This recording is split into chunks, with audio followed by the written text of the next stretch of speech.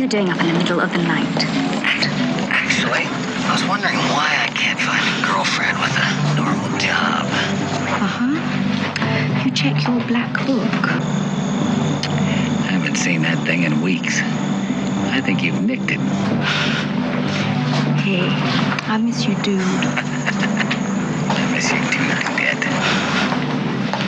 Anyhow, sleep tight. Yeah, thanks. Bye-bye. So why didn't you tell her you were working? She worries. Oh, the man didn't want her to worry. Do that. Oh, come on, man. Hey, partner, tell me something. How expensive of a ring are you gonna buy this lady?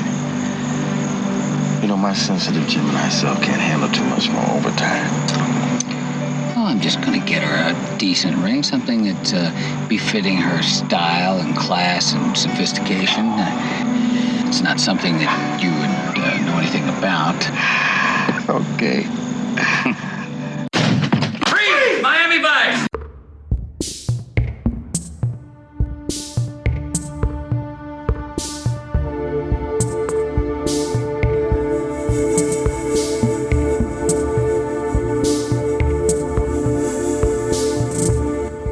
Welcome back, Vice fans, to the Vice of Miami podcast for show number 64 and our first one for the year 2024.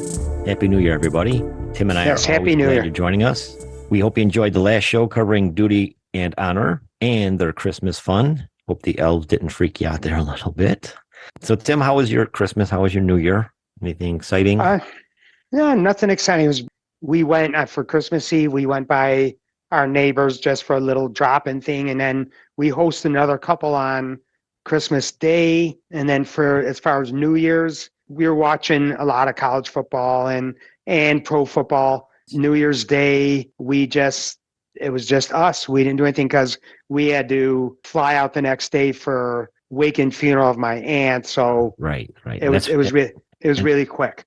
Nice. And that's why we're off last week. We're a week late on this. So Tim had a little family duty to take care of. Unfortunately, it's a sad way to come in, but condolences to you on that. Thank you. We didn't do much for Christmas. Went to my aunt, went to my in-laws, Christmas Eve, Christmas Day, New Year's. We just stayed here. Didn't host anybody, didn't go anywhere, just chilled out and watched little YouTube live streamers. Had a lot of fun. Had some hors d'oeuvres. Nice, quiet holidays. Didn't really have to host anything, I think, the first time in maybe 19, 20 years, which was always great. We got to enjoy it a little bit more. Let's get right into it, Tim. What do you think? Yep, let's do it, Mark. Let's do it. All right. So as always, please sit back, relax, grab a beverage, and enjoy the Vice of Miami podcast covering Season 3, Episode 16, THERESA. And this episode's written by Pamela Norris, directed by Virgil Vogel.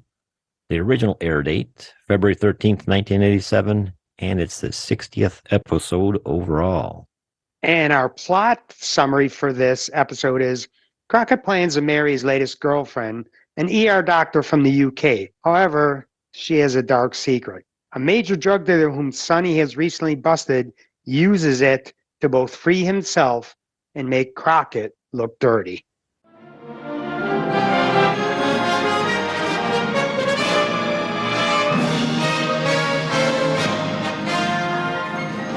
Okay, let's get into the guest stars and the co-stars. First up, we've got Calvin Levels as Rudy Ramos. He was born September 30th, 1954 in Cleveland, Ohio. He's an American actor. His filmography includes What Really Happened to the Class of 65, Ragtime, The Chair, Rock, Point of No Return, Blacklisted, and it's really all we could find out about Calvin. Next up, we have Helena Bonham Carter as Dr. Teresa Lyons, born May 26, 1966, in London, England.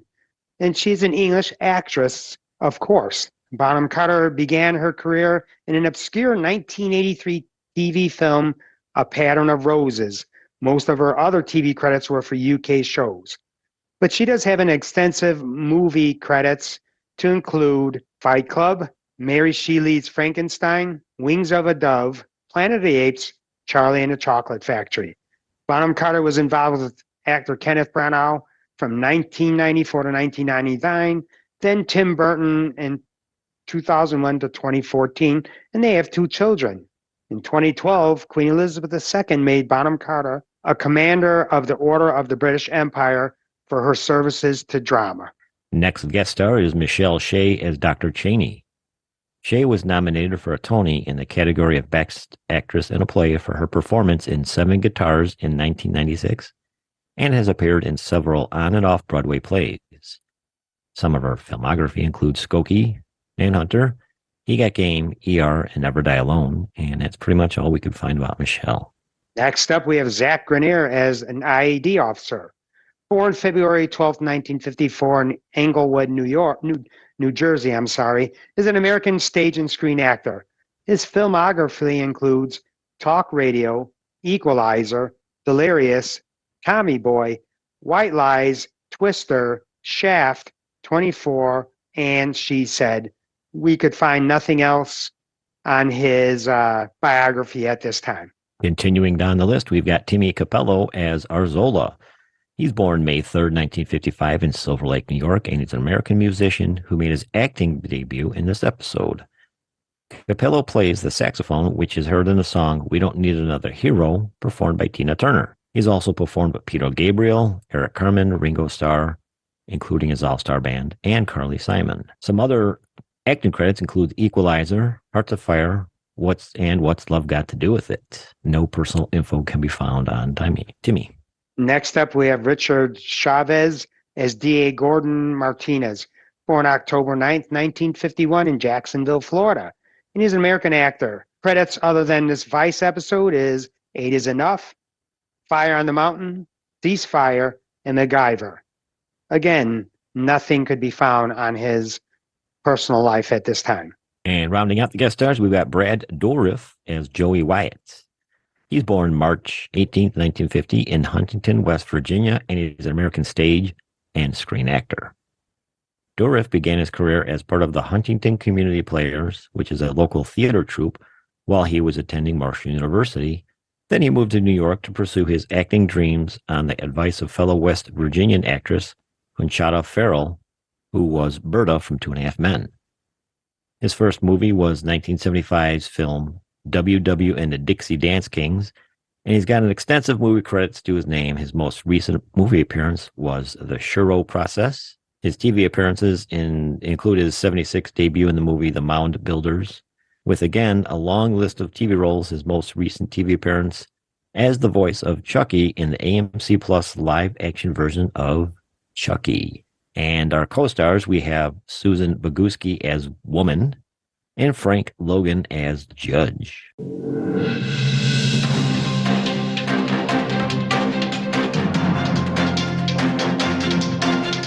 All right, let's check out some Miami Vice in the news. We've got a fun one here, I guess you could say. On New Year's Day, I believe it was, at the Bayside Marketplace Mall by the Bayside Marina where St. Vitus Dance was docked, there were unsubstantiated reports of 10-foot-tall aliens wandering around, prompting a very large police presence. The police presence was true. You could see all the YouTube videos, whatever, on social media. There is video, allegedly, believe it if you want, of these things. But yeah, we're not going to comment or entertain comment on the other alleged issue here of why the police were really there. So we're just going to go with aliens as the cause they were here.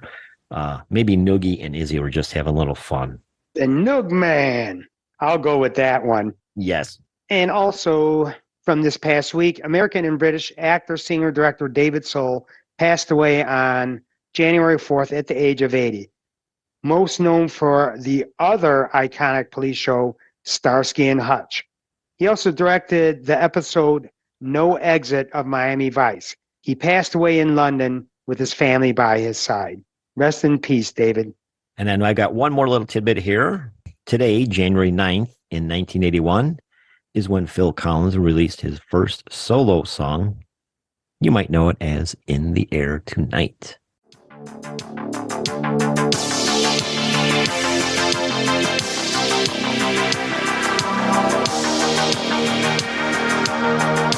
Our episode begins with Crockett and Tubbs on a stakeout of the home of a drug dealer named Joey Wyatt. Crockett calls Dr. Teresa his latest main squeeze, and they have a conversation about not being able to see each other because of work schedules. Crockett didn't want to worry her, so he didn't tell her anything about the stakeout because Tubbs was sitting right next to him when he's having this conversation.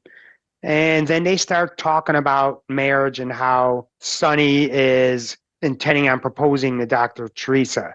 Meanwhile, we have Switek listening in on Wyatt from the former Bugbusters van, and he learns that a chopper with $100K in coke is on the way to Wyatt's home. Suddenly, private security rolls up with a resident who gets out and states that these guys have been here since 4 o'clock during this exchange when they're having to try to prove that they're cops to the security guy. Wyatt makes the OCB team, especially because security came rolling up with their, I believe it was yellow lights on their car. Yeah, rent-a-cops. Rent-a-cops. Wyatt makes the team, and then they start beginning to dump the coke and bagging cash as Crockett, Tubbs, and Switek enter. Once again, we have another shootout begins. Wyatt thinks that this is a ripoff, and then the incoming chopper signaled to turn around, and we see coke being dumped all over the causeway. And then per Switek, there goes 6 months of surveillance right down the tubes. And you thought all the crocodiles down there were crazy. Just wait till they start eating some of the fish that were ingesting some of this coke, huh? Or aliens. Yeah, aliens. Maybe that's what happened. They kind of they gestated down in the waters, and they finally just came up. All right, so now we're on the St. Vitus dance. A short scene on the St. Vitus dance. Crockett and Dr. Teresa, they're each doing their own work. I think he's got papers and tapes all laid about here on the bed or something like that, which is he's prepping for Wyatt's case. And then two of them, they're, just cross-talking about, talking about potential engagement. And then we learn here that the doctor is taking meds for some back pain. And then they do their stuff. They do the tango. And now we shift to the ER that the good doctor works in. And then we see her finishing up with a couple of gunshot wound patients when she gets called for a patient with a headache in a different room, obviously. She meets with this patient named Rudy, and it just so happens these two know each other. And he's bringing her some dope, some black market meds. In exchange for this service, he wants her to snag an address for somebody else from one of Crockett's evidence reports. He wants the good doctor here to do a little dirty work for him. When she refuses, Rudy threatens to dime her out, which would be bad for her and Crockett. We've got a nice, respected doctor here doing some drugs, whatever she's doing. And now her boyfriend, Crockett, being a cop, ain't going to look good. He tells her, just look over his shoulder and get what he needs. Well, anyway, you didn't come here to give me that. No. I need you to get me something from your boyfriend. It's an address written on the evidence report of any Miami Vice file. Forget it. Nah, I don't think so, muchacha. I start talking about where you been and what you've been doing. The police, they're gonna come down on your boyfriend, and he's gonna have to forget all about you. So now we move on to court, and I'm not sure if this, and I'm just going to throw this out there, Mark. It said U.S. courthouse on the outside of the building, but it seems like this was a municipal, this was a city case. So right, like a local case, right? Why were they at a U.S. courthouse? Because there's no federal charges on this that I know. If they're dealing with they're dealing with IED, all this type of stuff throughout the episode, which was Metro Dade. Just a thought.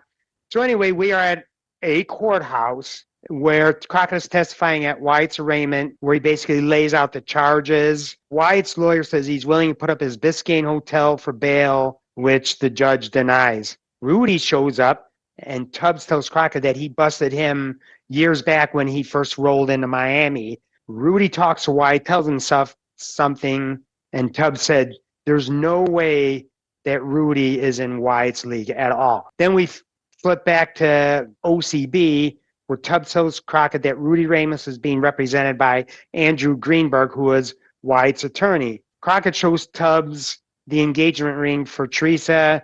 And he said it was something he could not give Caroline because he didn't have the coin. I think she got like a gold band, simple gold band. That was it. He tells Tubbs he's going to pop the question that night. Tubbs tells him, before you do that, stop by the evidence warehouse and see the officer in charge, because apparently Crockett forgot to sign in one of Wyatt's surveillance audio tapes. See what happens when you want to pop a question you're in love.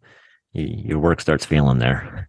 He's not on his function. So now we're at this evidence warehouse, which it kind of stuck out.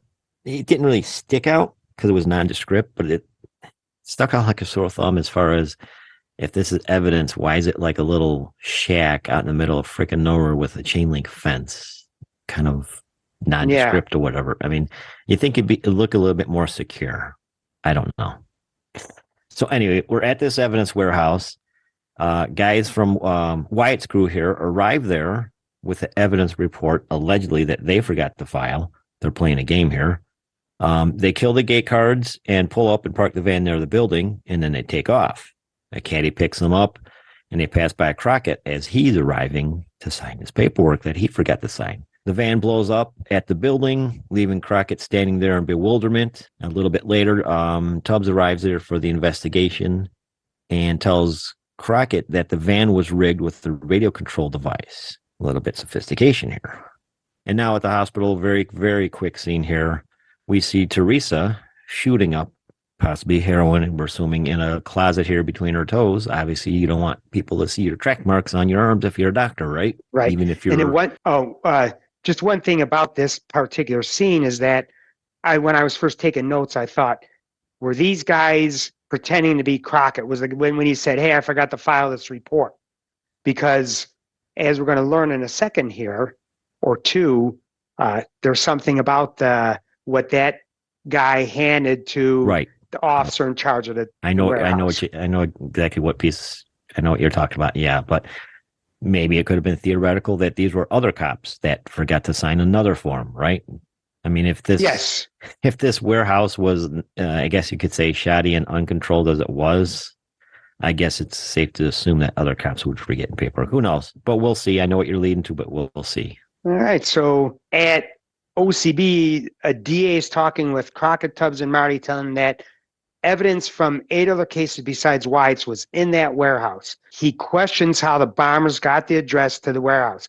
He tells the team that Wyatt will be kicked loose if they do not come up with more evidence against him. Marty tells Crockett that all lead investigators who had evidence at that warehouse will be suspended pending investigation. So basically, Crockett's on desk duty until they find out who leaked the address. As he walks out of Marty's office, Tubbs brings him a photocopy of one of his case files that was found at the scene, and I believe that was the one that was used as a ruse to get on the warehouse grounds. Crockett questions who would have access to files. Then he stops. It dawns on him. He gives this look as if he knows who it was. I had evidence on 8 different cases in that warehouse, besides Wyatt's. How long can you keep him locked up? If I stall the paperwork, maybe 48 hours max. But if we don't come up with something to replace what we lost in that warehouse, Wyatt's gonna walk. Any leads on how in God's name they found that warehouse? No. Well, gentlemen, I gotta give a statement. This one's a beauty. Crockett. They'll probably suspend every lead investigator who had evidence at the warehouse. So you're saying that not only is my case destroyed and Wyatt takes a walk, but I take a suspension? Until they find out how the location was leaked. You're all assigned to administration duties. You're all assigned administration duties. Classic Castillo. So now we're at the hospital here. Crockett shows up to see Theresa, and she walks into I guess it was an exam room here, and he just got this look on his face like, I know that you know that why I'm here type of thing. He didn't have to say nothing. He kind of had his own Castillo glare to her. And then he shows her the copy of this evidence report, which was in a plastic bag. And Crockett asks her if it was her who leaked the address. Crockett pretty much gets pissed off here when she says nothing and yells, why? And then she starts going into her confession here, maybe to divert why, but she tells him that she's an addict. They leave the hospital. They stop at an unknown location. I think it was like along the water here. And then Theresa tells him that she was using codeine and Dilaudid for back pain. And then once she could no longer get legal script, she bought Dilaudid on the streets. She says she only uses it to get by. Crockett tells her she's a junkie, which is very, very plausible here. He asks why she didn't come for him for help. And then she tells him that he would have then have to done his job as a cop and obviously bust her, right? He tells her she's involved in a conspiracy and needs the whole story to help her.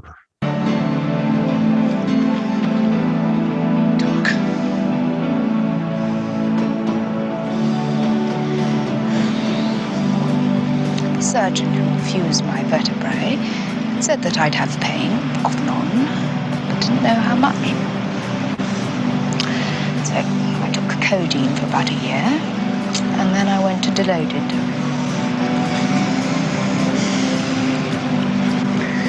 When did you start shooting? When I got warned for the Dilaudid scripts. Then I went on to fentanyl.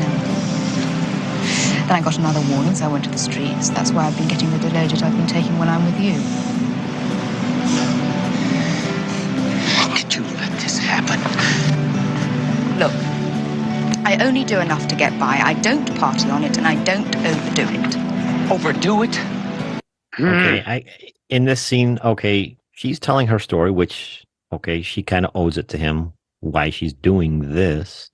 But the big picture here, and the whole reason is he's kind of in a pinch because she screwed him over by allowing these, not necessarily allowing, but getting these guys to blow up the warehouse, right? It's Right. I mean, he's in a jam. It's good that it's. Go ahead. Go ahead. As Stiplitz used to say on NYPD Blue, he's in a jackpot. Yeah. It's good that she's telling her story of why she's using this stuff, but that's secondary. At least in my opinion, that's secondary. But we'll see how this plays out. Tim? Yes. So now we're outside the courthouse again, this federal courthouse, U.S. courthouse, a.k.a. state courthouse. I don't know. Maybe it's in the same maybe building. It was a private same courthouse. Building. Maybe it was a private courthouse, and the city was just leasing it, and the name of the company was U.S. Courthouse. One of these unanswered questions of this episode. So anyway, outside this courthouse, the DA reads a statement. There is no connection between the warehouse explosion and a widespread vice corruption, as evidence narrows it down. One detective who has been suspended pending investigation. Crockett and Tubbs are leaving the courthouse as this press conference is going on. IED officers approach Crockett and they tell him he is being watched and can no longer handle investigative duties. They're grounding him. They're just basically admin duties. What can you say? He's in a jackpot right now. Stay inside, stay in your room, no TV. You can't go out with your friends. Mm-hmm. There you go. Been there, done that. So now we're at the treatment center here where Theresa is admitted. Crockett visits with the administrator of the center. She tells him that she cannot get the help that she needs there at the treatment center. A facility up north, which specializes in treating healthcare professionals, would be more suited for her, which makes sense. I mean, this is probably like an entry-level, first-time normal people falling into this type of thing. But healthcare professionals, they know how to work the system. They know how to work the system, period. Don't tell me they don't. They know how to work the system. Say what you want, say what you want to hear, all that stuff. So probably something would be more kind of like a prison, I would have to assume, right? Just a little bit more strict. Right. Crockett tells this administrator that he can help her there. The administrator doc asks what will happen when he goes undercover for weeks or months at a time, and she's by herself. Crockett tells her that he'll give up Vice to get her well. I don't see that happening. And then the doctor reminds Crockett that he busted her, and if she loses her medical license, she's going to blame him. Makes sense. Crockett says he had no choice, and the doctor tells him he may have saved her life, which I guess is the end goal here, obviously. Yes. Crockett tells the doctor that he has to believe Theresa understands this, which, being a licensed doctor, this would be expected of her. So Right. we'll see where this leads. Well, I think that he's putting a lot of faith that she's going to understand that he had no choice but to Right. bust her. So, Right. he's putting a lot of stock in that. And again, we'll see what happens later.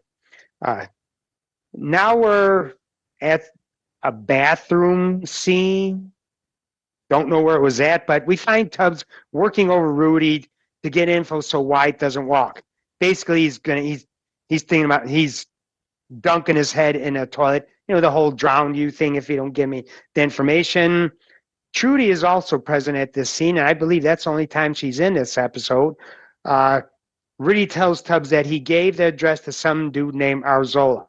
Rudy tells Tubbs that Arzola was last staying at the Carlisle Hotel. Tubbs tells Trudy to let Crockett know he's en route there, and Trudy reminds him, hey, he's suspended. He says, tell him anyway. Buys a suspension.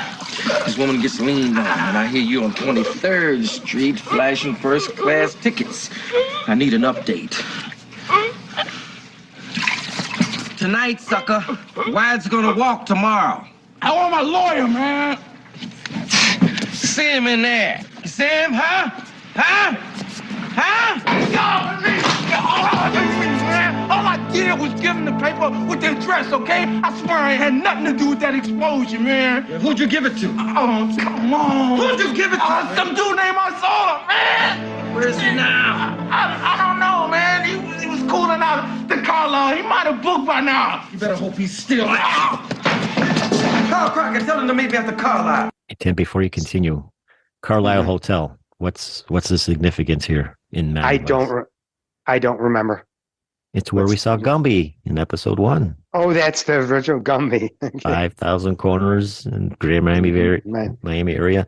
And Gumby here's got to pick this one. That was outside the Carlisle. But I digress. Continue, sir. So after all that, Tubbs and Stan arrive at the Carlisle and immediately see Arzola and yell to him. Why do these cops do that instead of just putting a little sneak up on him? Because they got to have another shootout beginning, and the pair chase down Arzola. Crockett arrives and blocks Arzola's path and runs him off the road in his getaway car. Both of them exit their vehicles, and Crockett tells him, Arzola, we can make a deal here. For whatever reason, Arzola steps in the road, not cognizant of what's going on, and he gets hit and killed by another car. So that takes that piece of evidence that they could have garnered with him, and it's now down the toilet. Maybe he was rooming with Gumby, huh? Maybe he's rooming with Gumby. So the DA visits Theresa. She offers to go through Rudy to meet with Wyatt and tell him she will exchange one of the surveillance tapes for a pound of heroin. The DA says Rudy isn't going to be the problem to set this up. He cautions Theresa that because of her involvement with Crockett, IAD doesn't care what she does to help him out. She's not their problem. Crockett is. Crockett shows up with the administration doc. He and the DA have pretty much a sidebar discussion here, and then he nixes Theresa going undercover. The DA tells Crockett that she's going to get 2 years probation, and then Crockett in turn tells him no matter what she does, it won't save her medical license, which is true here. I mean, she's going to be screwed no matter what. The DA says that this is their last and best shot at Wyatt. Get her to go undercover or somebody. 3 cops died in the warehouse. And he tells Crockett that he's going to go down if Theresa doesn't make this deal here with Wyatt. Crockett offers himself to bring the tape, but the DA says no, as Crockett busted Theresa, so they think that Wyatt's going to see right through this. Crockett says he's going to paint himself as a cop with a shaky rep, looking for a deal. Now, Wyatt's probably going to think that in his head as well. Crockett is crooked. Okay, I could play games. We'll see. The DA says IAD's got to prove this, and then Crockett tells him that he'd make it happen. Crockett tells the DA to set up a conversation with IAD to get this ball rolling here. So Crockett and Theresa talk, and she says that he should let her do the deal, and Crockett says that she doesn't need to prove anything to him. Let him take care of it. She's tertiary, I guess you could say. She's worried about her license, and Crockett tells her that they will work through this together. Crockett professes his love for her and tells her to get better. So now we're back at OCB, and Crockett runs down the Wyatt bus with IED. The IED officer tells Crockett that Crockett is his problem, not Wyatt. He agrees with Crockett, and Marty tells him he will get the credit for the bust. That's just, so we're going to dangle the carrot in front of the sky. IED hands over the responsibility for Crockett to Marty. Marty tells the DA to have Rudy set up the meet. Later in the office, Stan and Crockett are listening to 10-year-old depositions that were involving Wyatt. Marty then gets a call and then tells Tubbs that the Wyatt meet is in 30 minutes.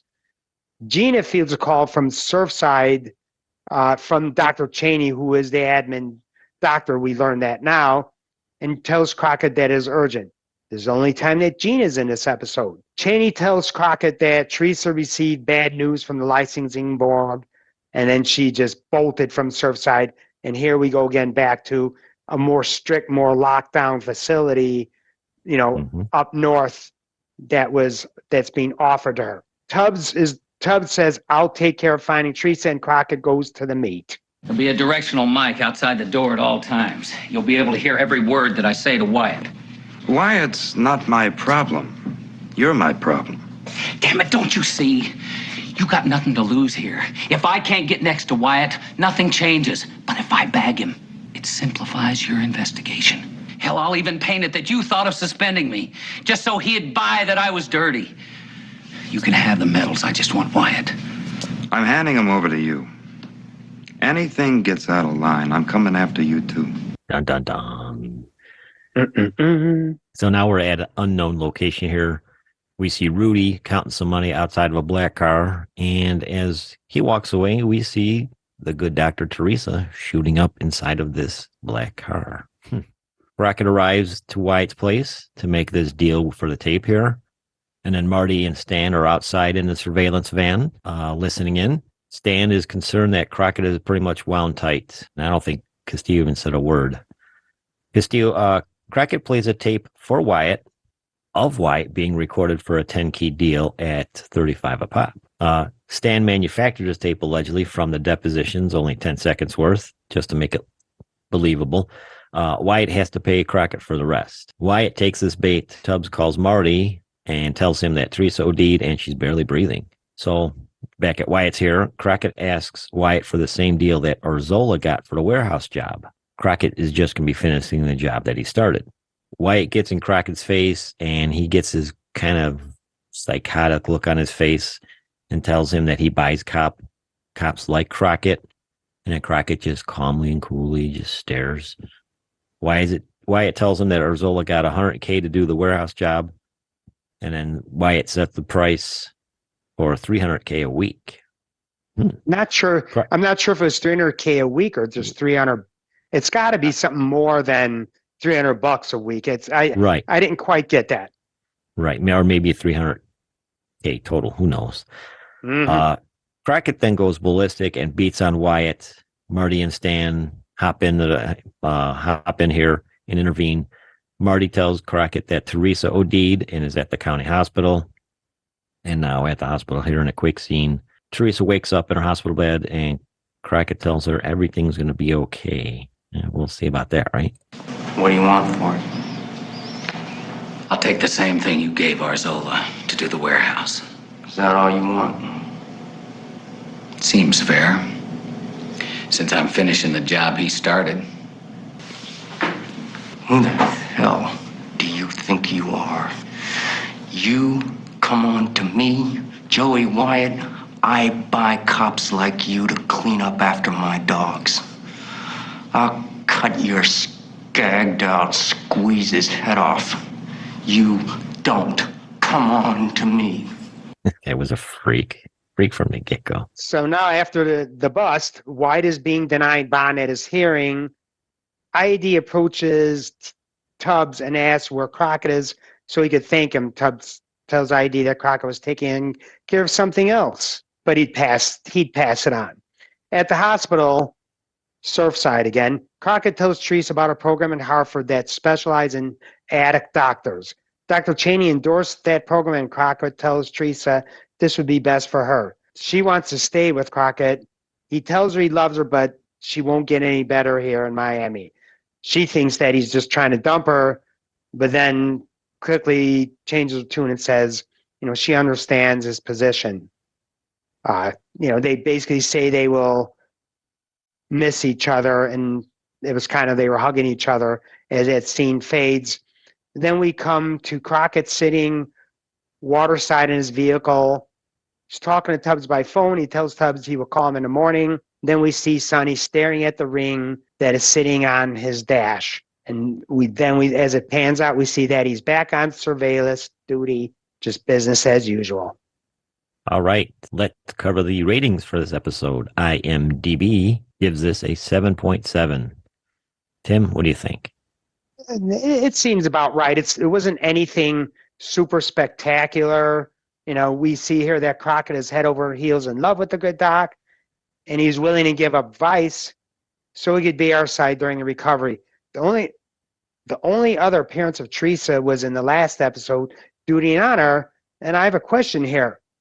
How long were they dating before he decided he wanted to pop the question, get married to her?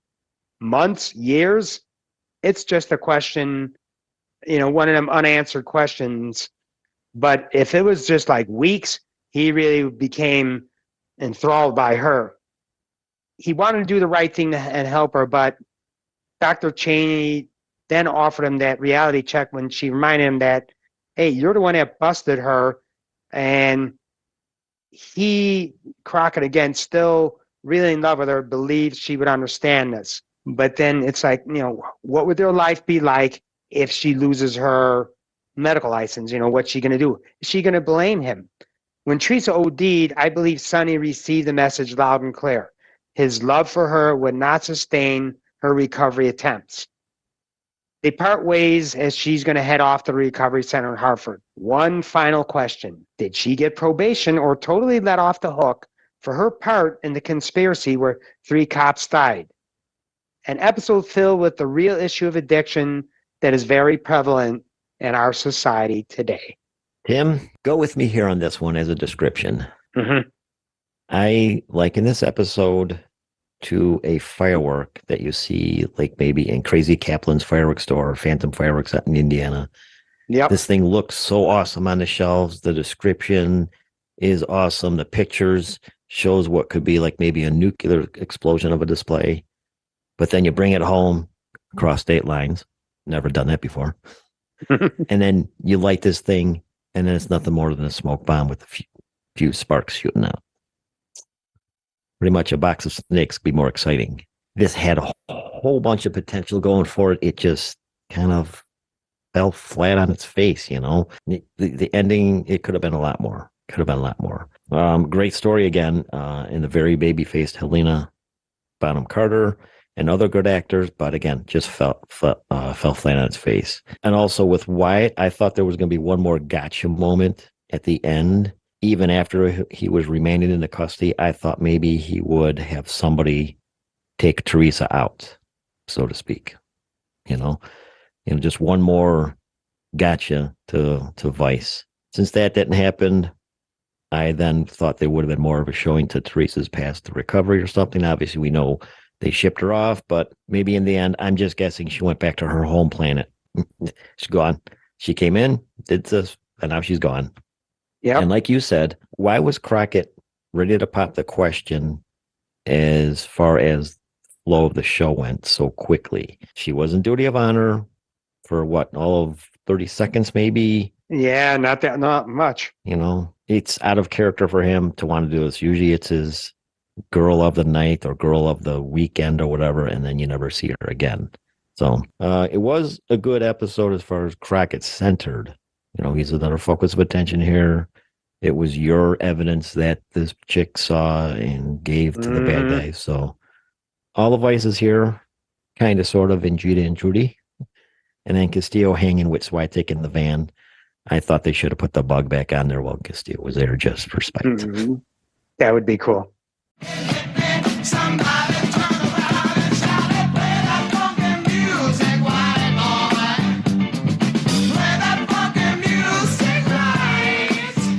So now we're going to cover the music for this episode.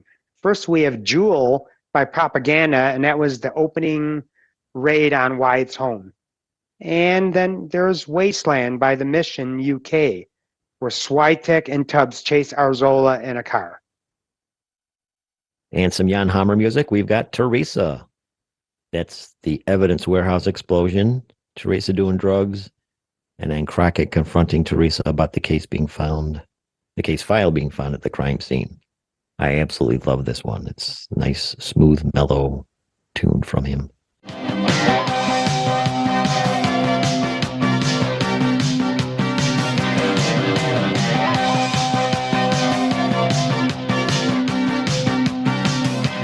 Now on to the Goof's Fun Facts and Location. Our first fun fact, Helena Bonham Carter was only 20 years old when this episode was made. Far too young to be a real doctor unless she was a prodigy that graduated early. Doogie Howser. Yes, kind of like that. Don Johnson was 37 when this episode was filmed. And we've got a location here. 2 luxury Art Deco hotels are featured in the scene where Switek and Tubbs find and chase Arzola. The first being the Carlisle. That was from episode 1 where Crockett and Eddie Rivera are standing in Brothers Keeper. And then we've got the Cardoza Hotel. In a goof, we have the climactic fight scene. White's stunt double is clearly seen when Crockett throws him over the chair. Not only are his face and hair obviously different, an elbow pad can be seen protruding. It is then absent when Crockett is punching White in the face. And our final location, the southwest corner of Dodge Island at the Port of Miami. That's where Sonny and Theresa talk. And the end scene with Crockett alone.